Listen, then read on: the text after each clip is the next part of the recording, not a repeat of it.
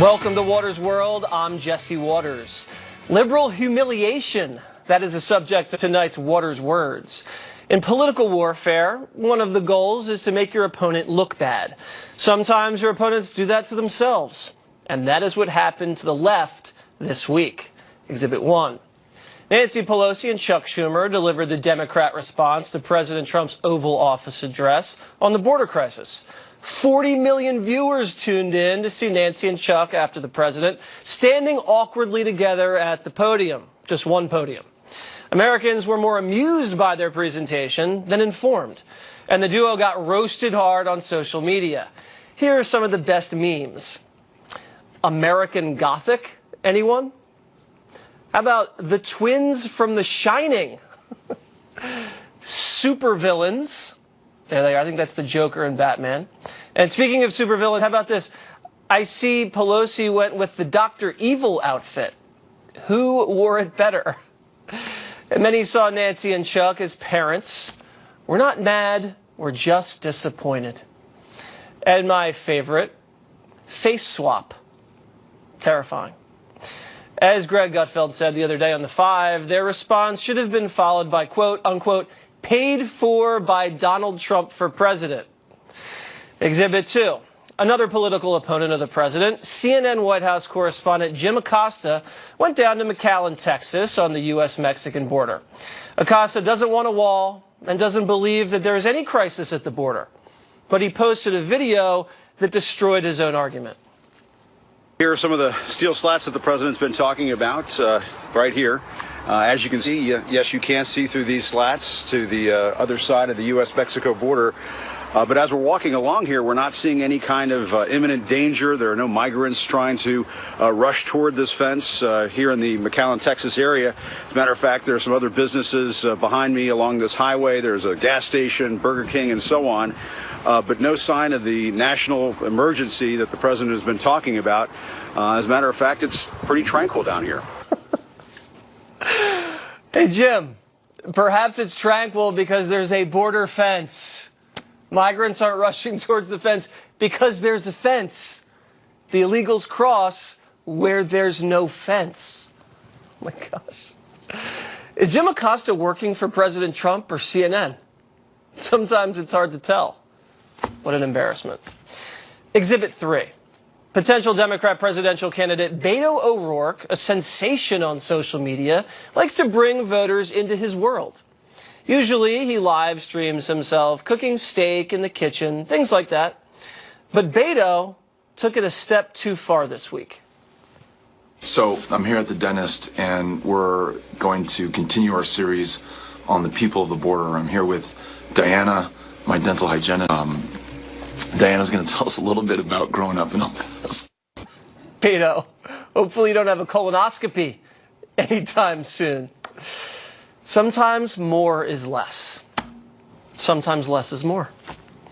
So there you have it. Democrats humiliating themselves, and Republicans didn't even have to lift a finger. I wish politics could always be this easy. Here with me now, senior advisor to the Trump 2020 campaign, Katrina Pearson, and former White House communications director Anthony Scaramucci, the author of Trump, the Blue-Collar President, which I read and I highly endorse. All right, guys, what did you guys think about my brilliant commentary? I mean, they just shot themselves in the foot, and the Republicans didn't even have to squeeze the trigger. Go ahead, Katrina. Ladies first. Well, you know, look, Jesse, this was really karma. You have CNN and Jim Acosta specifically, who spend the majority of their days trying to undermine the president and undermine his agenda with a ton of fake news. And it turns out it all came back around full circle today and yesterday, and it's going to continue moving forward because the president has been very courageous and pushing forth very bold policies to secure the southern border of this country to protect American citizens. And as Jim Acosta pointed out, his position is the right position. Walls work. And CNN just showed the entire country the president is right on this issue. Yeah, I mean, CNN really stepped on their message on that one. Anthony, it would be like some reporter looking at a block just circled with police officers and saying, you know what, there's no crime. Yeah, listen, I mean, that was a difficult moment, but the better part of it, I think Katrina would agree with me, was the Dear Diary tweet from the president. I mean, it's No, just you're right. vintage Trump trolling. And so when I saw that, I mean, I had a laugh. And then there were people responding saying that, they still are in joy over the Dear Diary tweet. So listen, I mean, we got to get through this, though, and we have to get the government reopened because it's going to eventually start to affect things like the stock market and the economy, that there's this high level of dysfunctionality. President's 100% right, but unfortunately the system requires a compromise, so hopefully they'll get to a compromise and get the government back open again, because the president's up 28-0 in terms of what he's done for the economy, and I don't want him to lose his lead going into the 2020 election. So right, this is critical in order to get this government back open, but he's got to get it back open with some sort of funding for a physical barrier. Let's try the compromise. No question. All right? I'm going to be Donald Trump. Anthony, you are going to be Chuck Schumer, I'm sorry, and Katrina, you're going to be Nancy Pelosi. I don't know who I should apologize to more, but you guys agreed to do this. So we have to come to a compromise. I mean, you just wish me bad. You've got hair envy, Waters. You just wish me bad hair. I mean, that's all it was. I know. Lots of hair envy. Listen, no one has a head of hair like you, Anthony. I wish I had what was beneath the hair, the brains, then I could make as much money as you did, too. All right, so listen, we're in a room. I'm the president. I'm going to say, Crying Chuck, listen, we need votes in the Senate. We need what? 8 Democrat votes in the Senate in order to get this government back up and open, in order to get a physical barrier.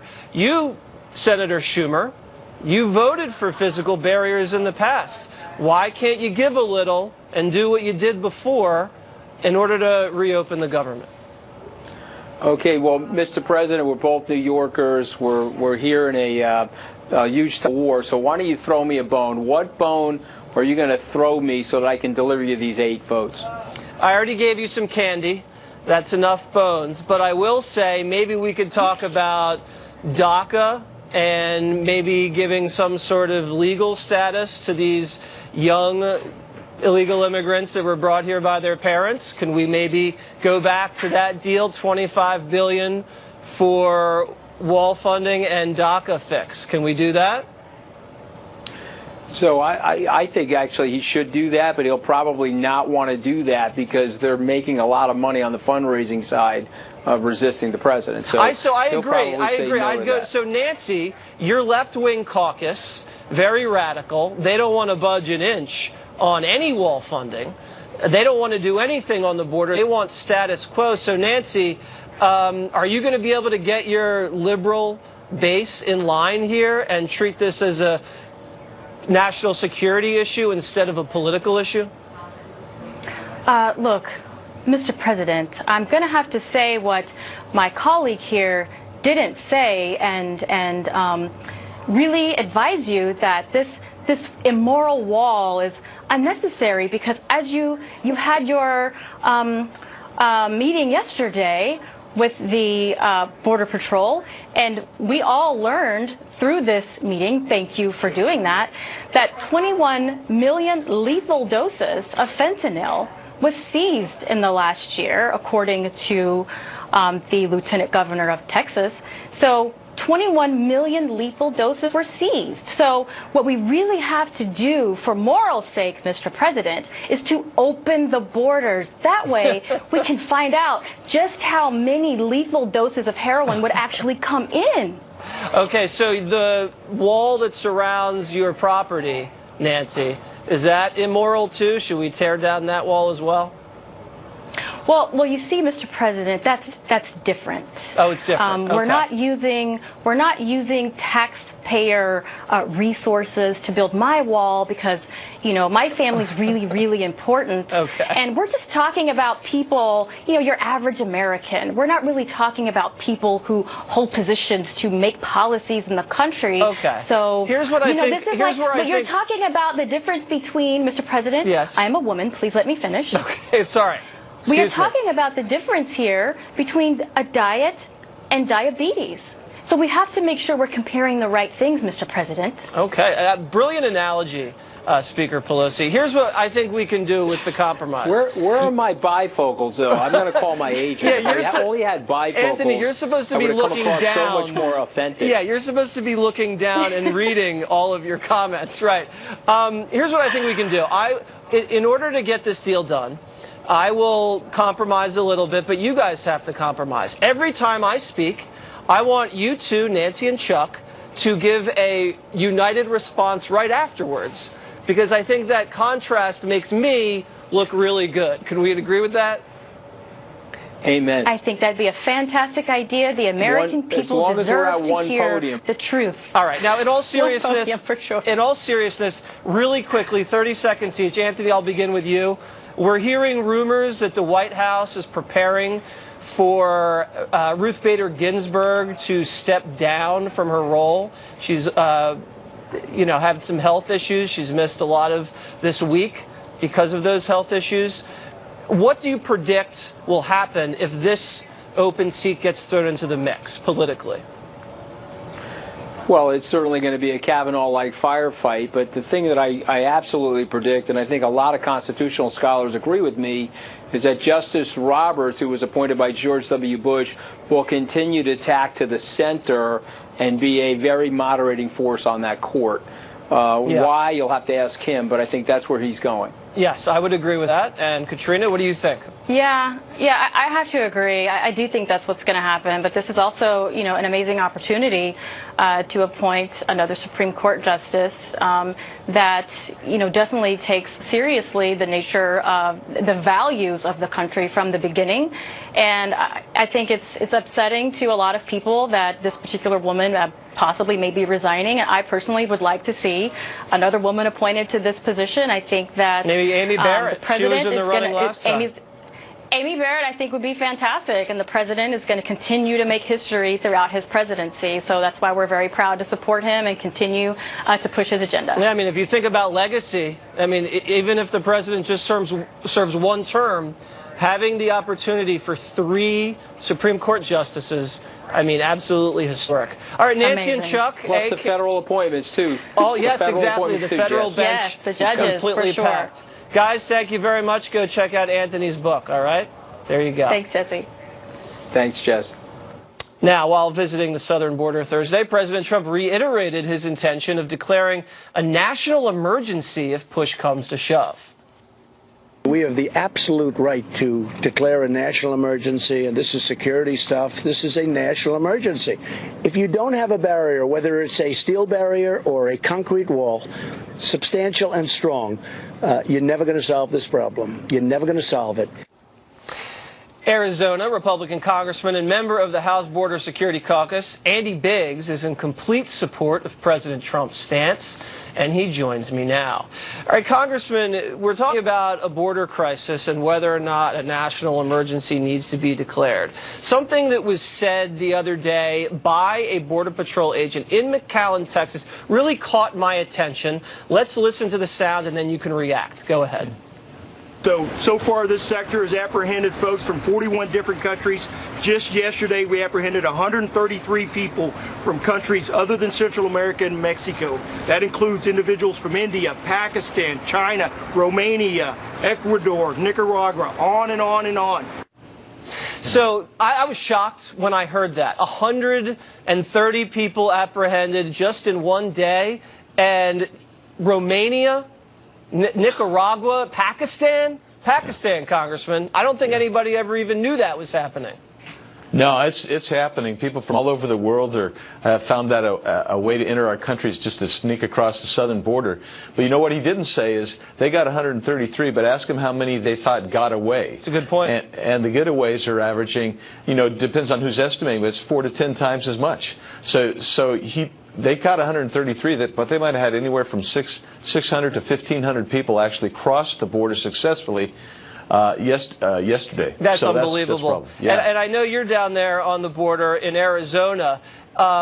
You're hearing from your constituents that a fence or some sort of physical barrier is needed. We've heard that from the Border Patrol agents as well. People say it's not a crisis and there's no baseline to declare a national emergency. Other presidents have declared national emergencies as well. I believe, who was it?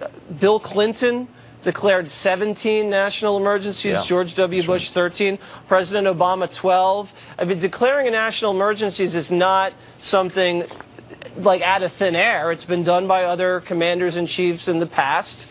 Are you hearing that this is in the pipeline? Well, you know, I'm hearing that he's seriously considering it, and it's going to trip. The wire's going to trip soon because Pelosi and Schumer are not willing to negotiate at all. The radicals within the House Democrats, they're not willing to budge at all. And it is a real crisis. I mean, look, President Obama declared one over swine flu, for Pete's sakes. And I'm not saying that to diminish the seriousness of swine flu, but we have people crossing our border by the thousands. We have no idea who they are. We know that we're catching people who shouldn't be here in the sense that they are criminal illegal aliens. We know people who are on terrorist watch lists are coming across. And I find it hard to believe that that national security implication doesn't rise to the level of an emergency situation. Well, you mentioned swine flu. We know in Texas alone, just in 1 year, 32 illegal aliens were convicted of homicide. Now, that's 32 deaths right there in 1 year in one state alone. I believe that's more than people died of swine flu. You know, however way you tabulate it, I think you can call it a crisis. The Washington Post declared it a crisis. The media called it a humanitarian crisis last month, and now they're saying it's a manufactured crisis. In my opinion, the Democrat policies of open borders, that's created the crisis because that's attracting them, and because of the legal loopholes, you can't hold people. You got to do catch and release, and you can't keep people together. You can't separate them. It's a mess. 30 seconds. Go ahead. Yeah, you're absolutely right. Look, every year we find hundreds of people in each of the sectors that have come across the border. They're trying to get in here illegally. We find their bodies. They've been eaten up by animals. This is a real problem. It's a humanitarian crisis, but it's more than that. It is actually a national security crisis because of the people who are coming across. We can build the wall, but if we're not going to do it in Congress, which, by the way, we've been derelict, we need to let the president declare that emergency, and he'll be attacked through litigation, but we need to stand firm behind him. All right, Congressman. Thank you very much. Appreciate it. Thanks, Jesse. Coming up, The Rock takes on the Snowflakes. What do you hear what he had to say? But up next, Ron Paul enters Water's World for the very first time. I don't like walls. I'm a libertarian. I don't want to wall people in. I don't want to wall people out. But I don't want free, open borders either. I think you have to remove the incentives for people to come. Former Texas Congressman and three-time presidential candidate Ron Paul offering an alternative solution to the immigration problems plaguing our southern border. But has the president's latest pitch for a wall changed his mind? Ron Paul is the host of the Ron Paul Liberty Report and joins me now. All right, welcome to the show, Congressman. Thank you. I know that you were a Texas guy for almost all of your career, not on the exact border, but kind of in the Gulf area, so you're familiar with the problems of illegal immigration. You're against the wall, and you think we should look inward to create a new reality where we're not attracting so much illegal immigration. How would that look? Well, I think it would look a lot different, and we would have to educate the people a little bit that we're not owing everybody who comes here illegal a living and a job and school and medical care and the whole works. Now, I would remove all the incentives, and one of the biggest incentives is easy road to citizenship. So I don't happen to believe that an illegal, should get in line for citizenship, so I'd abolish that. Okay, so let me just ask you a question. So do you think right now the way the welfare state is in this country, that is primarily what's attracting illegal immigration, or do you think they're coming more for the cash? Jobs. I would give the credit, if you're going by numbers, I would say the large number would like to just get here and work because of the many that we come across in Texas. I think that is the case.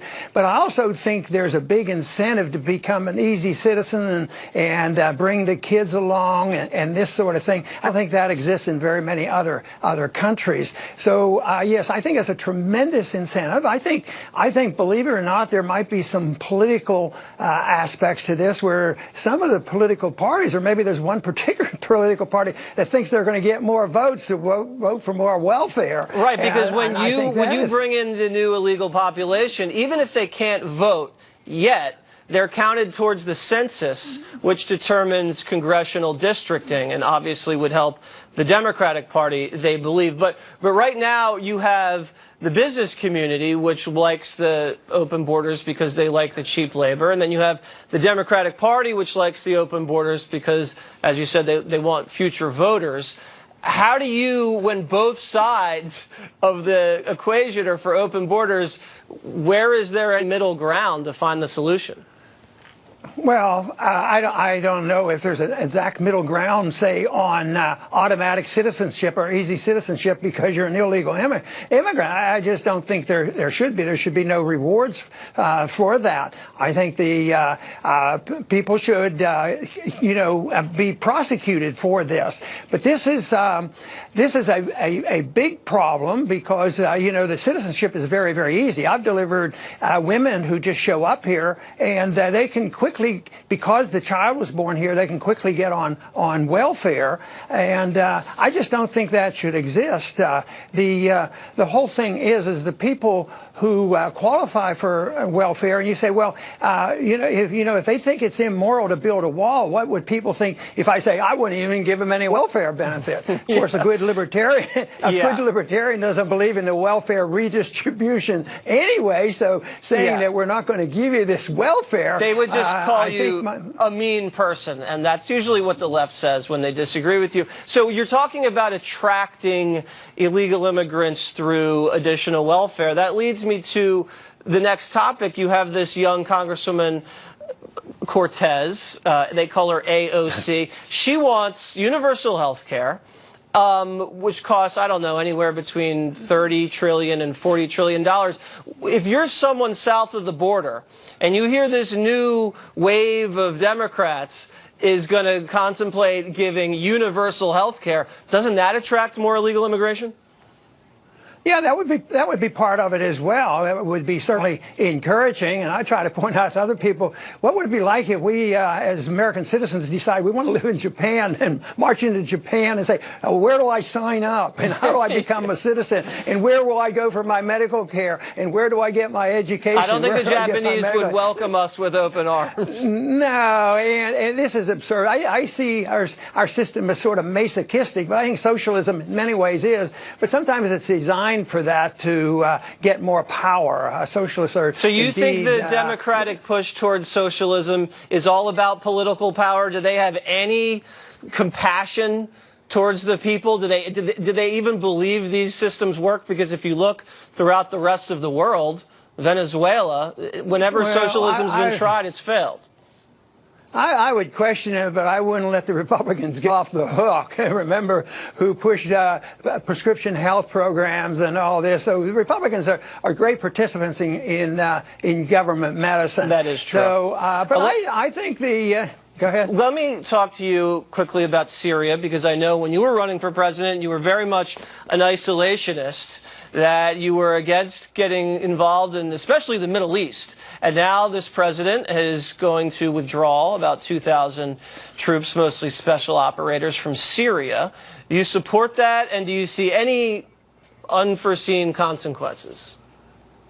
Yes, I support it. But first off, I don't like me being accused of being an isolationist, because a good libertarian is very open, to trade and other things. And I consider the people who put on sanctions and restrict trade and get involved in punishing people, they're more isolationist than any libertarian would be.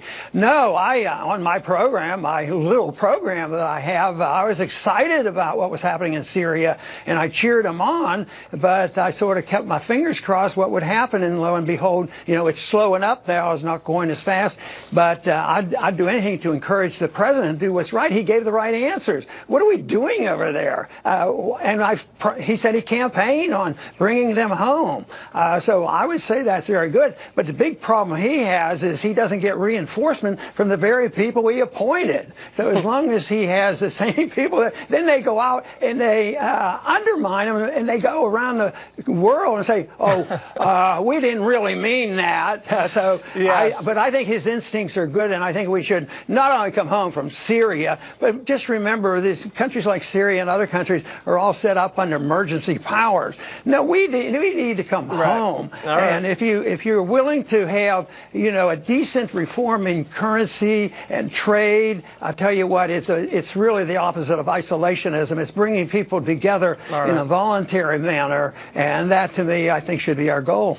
Thank you very much, Congressman. Ron Paul, everybody. There he is. You're welcome. Thank you. Up next, our body language expert explains Nancy and Chuck's Oval Office speech. What were they thinking? And later, we got a porn star turned preacher. She will enter Water's world. Live from America's News headquarters, I'm Lauren Blanchard. President Trump takes on the New York Times over its report that the FBI was investigating if he was secretly working for Russia. It claims the investigation was opened following the firing of then FBI Director James Comey. The White House is calling the accusations absurd. In a tweet earlier, the president said, quote, "Wow, just learned in the failing New York Times that the corrupt former leaders of the FBI, almost all fired or forced to leave the agency for some very bad reasons, opened up an investigation on me for no reason and with no proof after I fired Lion James Comey, a total sleaze." An explosion rocks central Paris, leaving 3 people dead. 2 of the killed were firefighters. Authorities believe it was caused by a gas leak inside a bakery. 47 people were also injured. I'm Lauren Blanchard. Now back to Water's World.